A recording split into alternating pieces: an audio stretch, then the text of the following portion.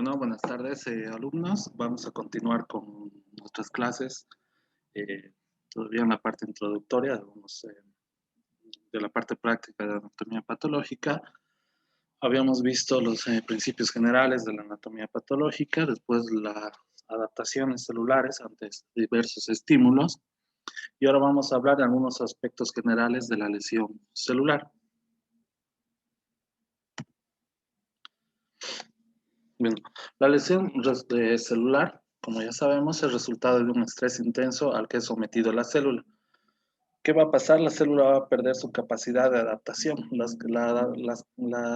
adaptación celular la habíamos visto en la anterior clase. La célula puede adaptarse y responder, ya sea mediante la hiperplasia, la hipertrofia, la metaplasia o la atrofia. Entonces, el progreso de una lesión celular eh, o una lesión celular persistente va a determinar la presencia, valga la redundancia, de una lesión irreversible. Eh, o sea, ¿qué podemos decir? Que con el daño continuado, la lesión se hace irreversible y es en cuyo momento o es en el momento preciso en el que la célula ya no puede recuperarse. Hay un momento, un acontecimiento bioquímico que es crítico, que es conocido como el golpe letal, que es responsable de un punto de no retorno. O sea, la célula ya no puede recuperarse y se va a producir lo que conocemos como muerte celular. Bueno, pero existen en sí dos tipos de lesiones celulares, la reversible, que va a producir cambios funcionales y morfológicos que se revierten si se elimina el estrés que está, al que es sometido la célula. Y el cambio, obviamente, irreversible, no hay posibilidad de recuperación, estamos ante un golpe letal, un punto de no retorno, y la consecuencia de esto va a ser la muerte celular. Y después en el otro tema vamos a hablar sobre la muerte celular mediante dos mecanismos, uno siempre fisiológico, como es la necrosis, y el otro fisiológico, como es la apoptosis. Entonces, cuando el daño de las membranas es intenso, van a actuar en enzimas lisosomales que van a penetrar en el citoplasma o en el citosol y digieren la célula y sus contenidos. Todos esos contenidos se van a derramar, dando lugar a la necrosis. Algunos estímulos nocivos, especialmente los que dañan el componente genético o el DNA, inducen a otro tipo de muerte celular, que es la apoptosis, que se caracteriza este tipo de muerte celular por una disolución del núcleo sin pérdida completa de la integridad de la membrana. Mientras en la necrosis, que se debe a un proceso patológico, siempre va a haber alguna alteración en la estructura o en la integridad de la membrana, y no así en la apoptosis. En la apoptosis generalmente hay más un daño en el componente genético o en el DNA o una disolución nuclear. La lesión celular reversible como la lesión celular irreversible van a tener sus características propias. Habíamos hablado que la lesión celular reversible vamos a encontrar una tumefacción, cambios grasos, alteraciones de la membrana. Estos se van a traducir en alteraciones en algunos organelos citoplasmáticos como las mitocondrias o dilatación del retículo endoplásmico y también eh, algunas alteraciones nucleares. Todo esto en una lesión celular reversible. Y en una lesión celular reversible, uno de los mecanismos bioquímicos preponderantes es la pérdida de producción de energía o una depresión del ATP que se produce en los organelos citoplasmáticos conocidos como mitocondrias y alteraciones graves en la membrana la membrana celular que van a aumentar la permeabilidad de las mismas a distintos elementos que son extracelulares, como por ejemplo el calcio, que va a ser un estímulo también para que se produzca una lesión irreversible. En los mecanismos bioquímicos de la lesión celular, a grandes rasgos, pues vamos ahora a ir desglosando. Vamos a encontrar una falla de la bomba de calcio, el aumento compensador de la glucólisis y una disminución en la actividad de la bomba de sodio, que también depende del ATP. O sea, en grandes rasgos estamos hablando de una depresión en el ATP. Pero vamos a hablar primero de múltiples causas de lesión celular. Una de estas es la privación de oxígeno, que la privación de oxígeno se conoce como hipoxia. Es una disminución en la cantidad de oxígeno en la sangre. O sea, va a haber una disminución en la respiración aeróbica oxidativa. Generalmente aquí se tiene que hacer una distinción con lo que es la isquemia. ¿Qué es la isquemia? Es una pérdida de riego sanguíneo porque el flujo ha sido obstaculizado, pero así como se pierde el riego sanguíneo, también se pierde el aporte de algunos sustratos metabólicos, ¿no? Como por ejemplo la glucosa.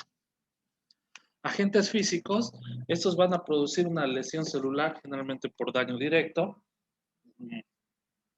Tenemos múltiples ejemplos como traumatismos mecánicos, temperaturas extremas, ya sea el calor o el frío, son estímulos para una lesión celular, exponerse a radiación y las descargas eléctricas. Los agentes químicos y fármacos. Los productos químicos o que son simples como la glucosa o la sal, estas en concentraciones elevadas o conocidas también como concentraciones hipertónicas pueden producir una lesión celular, ya sea directa o alterando el equilibrio hidro o electrolítico de las células. Incluso si recordamos, cuando nosotros nos exponemos a cantidades grandes de oxígeno, también pueden causar un daño celular. Bueno, y otras sustancias contaminantes que pueden ser ambientales o otras también que pueden ser ocupacionales, como el monóxido de carbono y el asbesto, la exposición a algunos venenos como el arsénico, el mercurio, también pueden ser determinantes de una lesión celular. Así también como la exposición a algún tipo de fármacos o de drogas. También vamos a hablar, dentro de todos estas causas de lesión celular, algunos agentes infecciosos. Y los agentes infecciosos de organismos, por así decirlo, subcelulares, como los virus, o organismos ya macroscópicos, como algunas tenias, por distintos mecanismos van a producir una lesión celular. Sabemos que todos, al menos los parásitos, cumplen todo un ciclo vital que van a determinar una lesión celular. Reacciones inmunológicas. Se dice o se sabe que el sistema inmunitario es esencial en la defensa contra patógenos infecciosos, pero hay algunas alteraciones inmunitarias que pueden producir una lesión celular. Por una reacción de hipersensibilidad o anafiláctica puede producir la lesión celular. O algunas reacciones de autoantígenos endógenos que son responsables de muchas enfermedades inmunitarias también van a producir lesión celular. Bueno, y los defectos genéticos es algo que se está estudiando mucho actualmente. Se puede dar un defecto genético en distintas malformaciones o alteraciones cromosómicas, o por ejemplo, enfermedades atribuibles a alteraciones cromosómicas, podemos encontrar el síndrome de Down, la anemia falciforme, bueno, y hay un montón de otras enfermedades que tienen un sustrato más de tipo genético por alteraciones sutiles en la carga genética o en el DNA. Y los desequilibrios nutricionales, estos desequilibrios se pueden deber también al estado sociocultural o socioeconómico de la sociedad, que por deficiencias nutricionales pueden causar también daños celulares. Pero también se tendría que tener en cuenta que algunos excesos también pueden producir la acumulación de lípidos o predisponen a la obesidad o a la arteriosclerosis y también son responsables de lesión celular o algunas de enfermedades de tipo metabólico. Mecanismos de lesión celular. Hay distintos mecanismos de lesión celular. La respuesta celular a estímulos lesivos depende del tipo de lesión, la duración y de su intensidad. Eso hay que tenerlo en cuenta.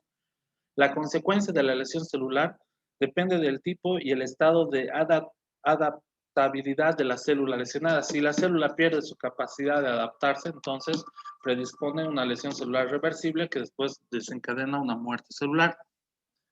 Y generalmente la lesión celular se da como resultado de algunas anomalías funcionales y bioquímicas en uno o varios componentes celulares.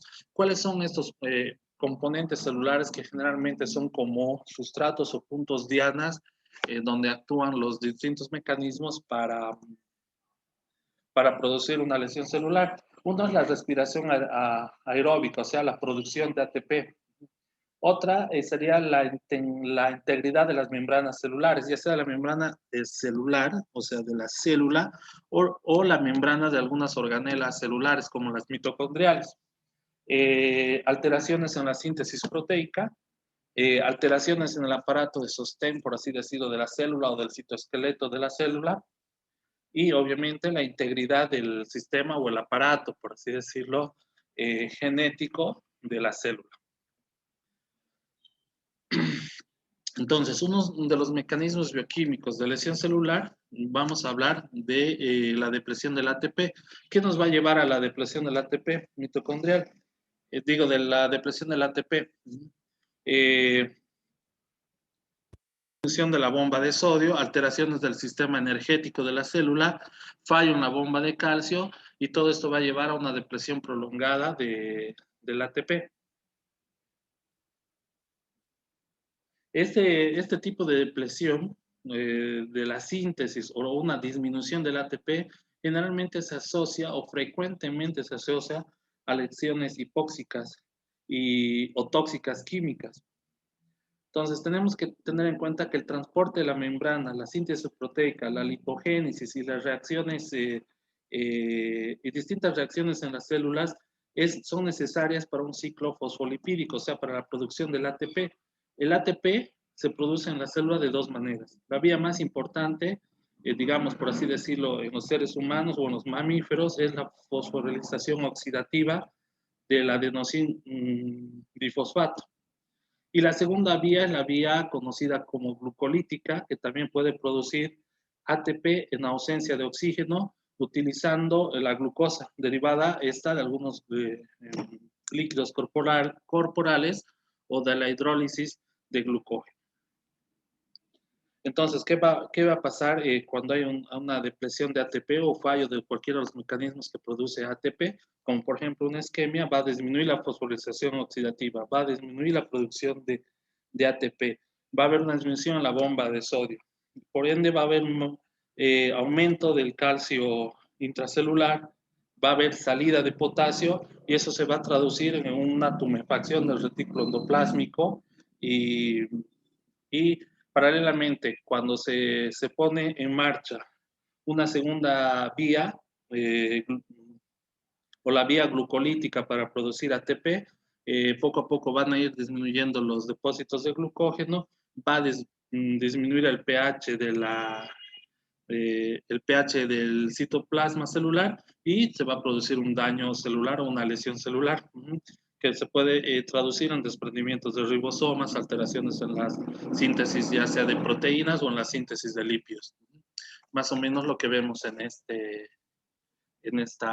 foto, ¿no? Disminución de la fosforilación oxidativa, el ATP, va a aumentar primero la glucólisis anaeróbica al disminuir la fosforilación activa, la fosforilización oxidativa, va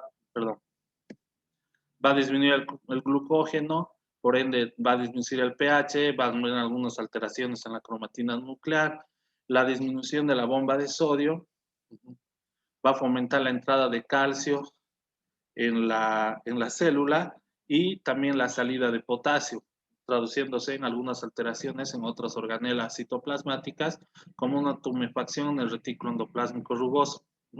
Y también toda esta disminución de la fosforilación oxidativa va a llevar a otros defectos como el desprendimiento de ribosomas, alteraciones o disminución en la síntesis proteica y depósitos de lípidos citoplasmáticos. Otro tipo de mecanismo de lesión celular, un mecanismo bioquímico, si quieren verlo así, de lesión celular, es el daño mitocondrial. Virtualmente todos los estímulos lesivos dañan a la mitocondria, produciendo cambios morfológicos en ella. ¿Qué cambios son los morfológicos? ¿Qué cambios morfológicos se pueden ver ante un daño mitocondrial? Aumento del calcio citosólico del citoplasma, un estrés oxidativo y una degradación de fosfolípidos y de ácidos grasos. También el daño mitocondrial puede asociarse a una salida de un elemento que se llama citocromo C del citoplasma de la célula. Este citocromo es un componente integral en la cadena de transporte de algunos electrones y generalmente está asociado a un tipo de lesión celular o muerte celular, que es la muerte celular por apoptosis. Entonces, una lesión, una disfunción mitocondrial, aumento de calcio en el citoplasma, se va a traducir en un estrés oxidativo y una peroxidación lipídica, que va a producir alteraciones en la membrana citoplasmática, en la membrana, digamos, de la organela del mitocondria, con salida de hidrógeno y salida incluso de citocromo C asociado a algunos otros tipos de lesiones de muerte celular, como ser la apoptosis. Aflujo de calcio intracelular. Entonces, los iones de calcio siempre han sido mediadores de la lesión celular. El calcio que está libre en el citoplasma generalmente se mantiene en concentraciones muy bajas, como las que vemos acá, menor a 0.1 micromol en sangre, en comparación de los niveles extracelulares que son casi el triple en cuanto a la concentración. Entonces, ¿dónde se encuentra la mayoría del calcio intracelular? Eso se encuentra en las mitocondrias, precisamente en las mitocondrias y en otro organela citoplasmática como el retículo endoplásmico. Entonces, alguna alteración celular que determine la entrada de calcio a la célula va a determinar también la salida de calcio de algunas organelas citoplasmáticos que contienen la mayoría del calcio intracelular, como las mitocondrias y el retículo endoplásmico rugoso. Entonces, el calcio en el citoplasma va a aumentar. La cantidad de calcio, la concentración de calcio citoplasmático va a aumentar.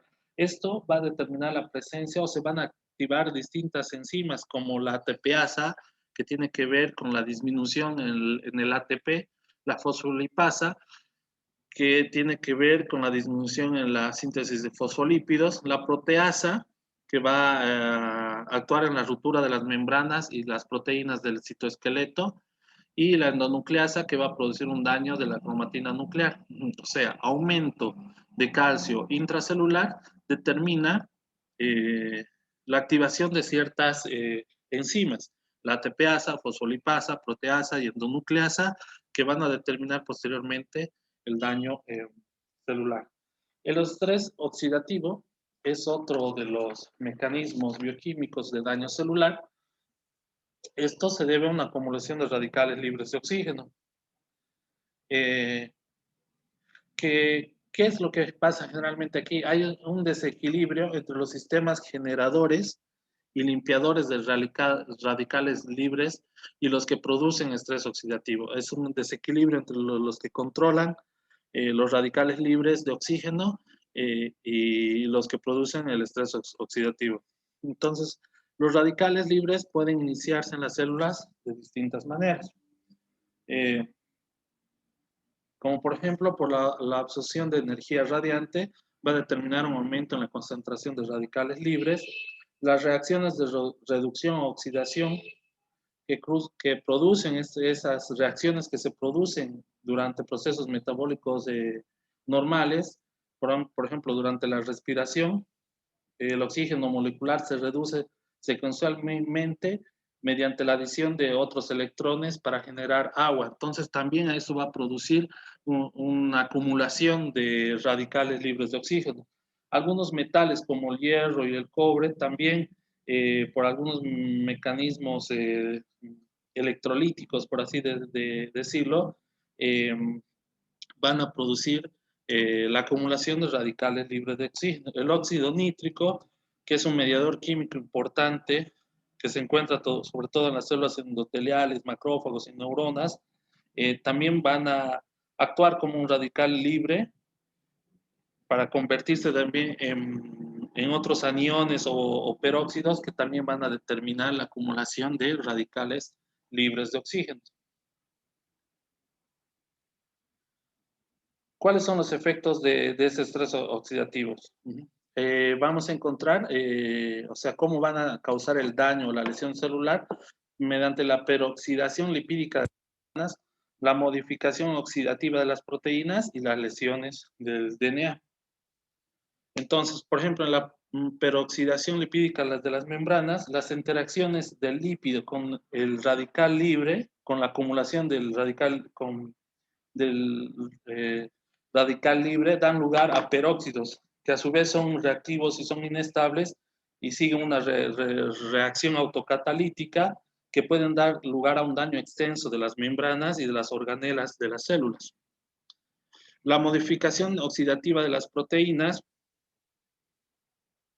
La modificación oxidativa de la oxidativa va a potenciar la degradación de las proteínas mediante un complejo multicatalítico también, causando también distintos daños o realmente causando un daño celular. Y las lesiones en el DNA, las reacciones del DNA nuclear y mitocondrial también van a producir rupturas en la cadena del DNA y con esto se va a interpretar, se va a llevar a cabo un mecanismo, por así decirlo, de un daño celular.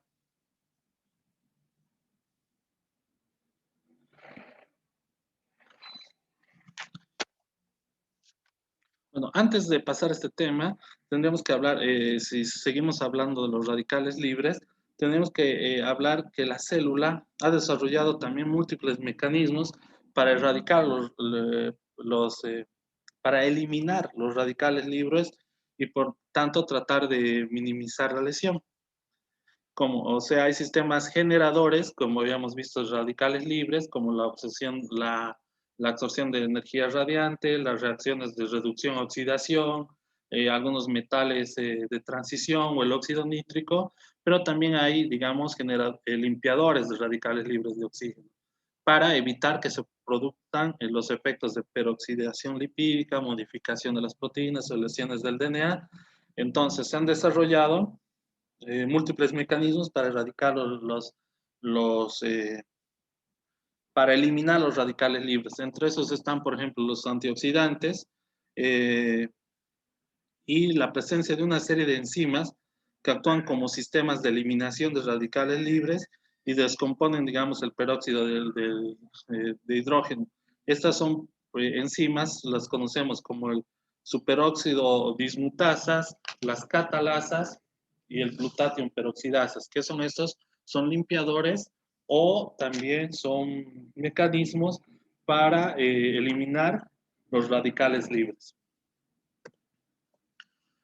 Vamos a hablar de los efectos de la membrana, de la permeabilidad de la membrana, que ese es un mecanismo constante en la lesión celular. O sea, todos los tipos de lesiones celulares van a desencadenar en sí un defecto en la permeabilidad de la membrana.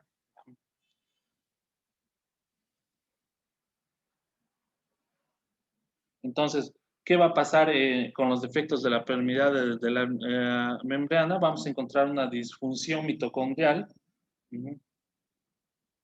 O sea, una función defectuosa de la mitocondria daría lugar a una disminución de la síntesis, por ejemplo, de fosfolípidos, que afecta a la integridad de las membranas celulares.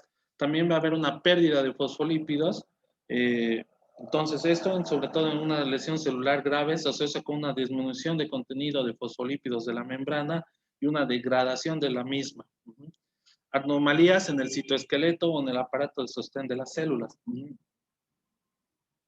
Entonces, los filamentos del citoesqueleto sirven como anclajes que conectan la membrana plasmática con el interior de la célula. O sea, y se van a activar algunas proteasas por el aumento, por ejemplo, de calcio en el citoplasma que van a producir un daño en los distintos elementos del citoesqueleto.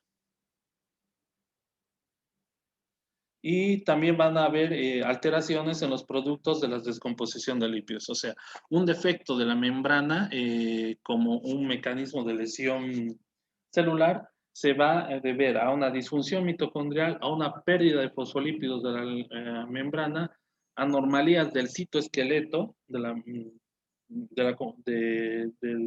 citoplasma celular y anomalías en los productos de la descomposición de varios sustratos, como por ejemplo los lípidos.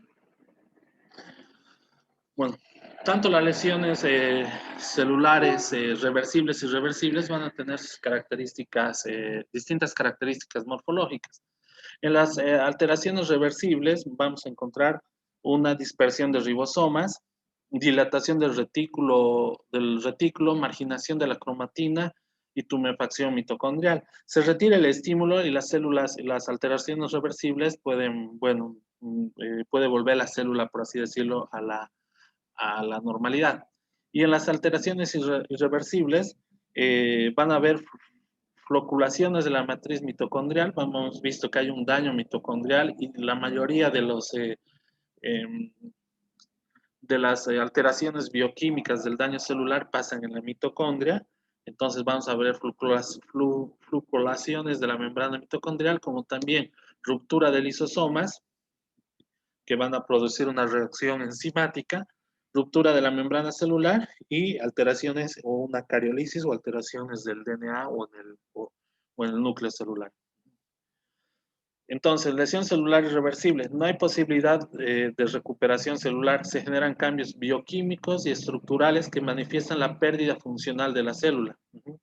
Cambios morfológicos que son características de muerte celular. Y la muerte celular la vamos a llevar en la siguiente clase. Puede ser de dos tipos: apoptosis y necrosis.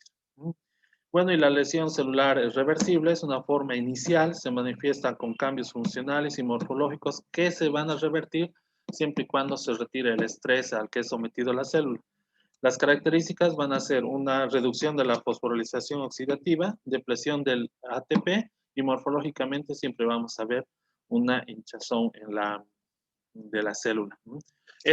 La lesión celular irreversible va a dar paso a la muerte celular, en muchos casos debido a un proceso patológico, como es la necrosis, y en otros casos debido a un proceso fisiológico, como es la apoptosis. Esto como antesala de lo que va a ser la siguiente clase. Bueno, buenas noches. Para la siguiente clase vamos a hablar de lo que es ya apoptosis y necrosis, todos los mecanismos, las diferencias que hay entre estas, diferencias sobre todo en sustratos morfológicos y moleculares, ya para posteriormente ya empezar con la parte que es más práctica, que es más inherente a esta parte de la materia, empezando a desglosar algunas enfermedades ya por algunos órganos y sistemas, y ahí vamos a tratar de hacer mucho más participativo todo esto. Bueno, buenas noches y hasta luego.